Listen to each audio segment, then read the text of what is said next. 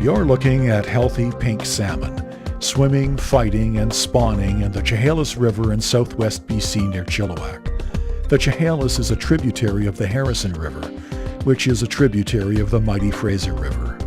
In 2013, BC saw very large runs of pinks, also sometimes called plate salmon because of the distinct pie-shaped form their bodies morph into as they prepare to spawn. The pinks, or plates you see here, number in the tens of millions throughout the oceans, rivers, and streams in BC. And even though it's great news that the species is so abundant, it's disconcerting that many people in the wild salmon industry, especially large processors, would like us to think pinks are in such great supply that we can fish them like we used to fish sockeye. But don't take the bait, because it's exactly the same thing they wanted us to believe about sockeye salmon, a species in BC that has actually become extinct in some rivers.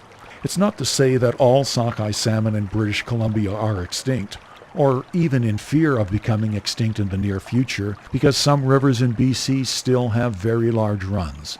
The catch, however, is that unscrupulous wild salmon promoters, whether they are organizations, processors, fishermen, or retailers, prey upon the ignorance of consumers by simply using the generic word salmon to fool us into thinking the health and sustainability of wild salmon stocks is nothing to worry about.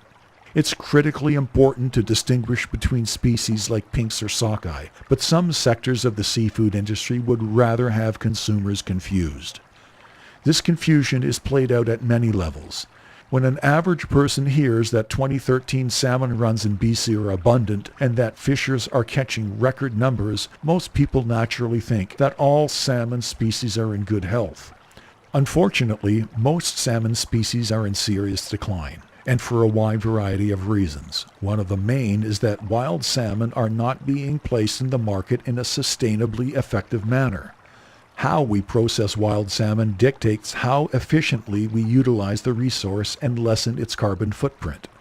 Local diets aren't simply a passing fancy. Consuming local salmon has a direct impact on sustainability. We have to get the most out of the least.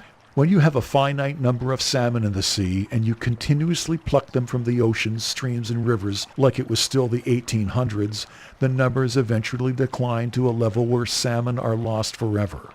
Placating confused consumers is a marketing strategy that allows unscrupulous people in the Canadian seafood industry to be able to continue fishing until the last salmon is gone. When they're extinct, that's it. You can't bring wild salmon back. Common sense dictates that we have to change how we think about and manage wild salmon stocks in Canada. It's not ethical to net millions of pounds of salmon out of BC waters, boil them, can them, and then ship them halfway around the world to Europe or China simply because large corporate Canadian processors like Canfisco can command a higher profit in London, England than they can in Canada. In an era of dwindling and depleted salmon stocks, how can anyone still justify the antiquated canning process? Instead of canning salmon and turning it into spamon, Canadian processors should be promoting fresh and fresh frozen, a product that is healthier and retains all of its omega-3 benefits. Even though many people love lobster slathered in butter, wild salmon is in a different category.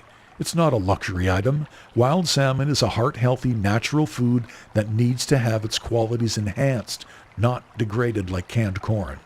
In the minds of many people, high-volume canning of wild salmon has had its day. It used to be an acceptable way to preserve food, but just like it is no longer ethical today to waste electricity or to pollute our air and water, it should also not be okay to waste a non-renewable resource like wild salmon simply for profit. Processors can millions of tons of wild salmon because it makes them rich. Profit is not an ethical justification to destroy a species. It's not like canned wild BC salmon is being sent to Europe or China to feed the starving. It's shipped halfway around the world to feed people who are willing and able to pay premium prices. While Europeans feast on cans of BC's wild salmon from large processors like Canfisco, Canadians are deprived of a fresh supply at home that, if it stayed here, would lower the cost in cities like Vancouver, Toronto, St. John's, and every hamlet and city in between. We have the technology today to put fresh and fresh frozen wild salmon on local plates, and to do it at an affordable price, but not if we squander it on cans for Europe and China.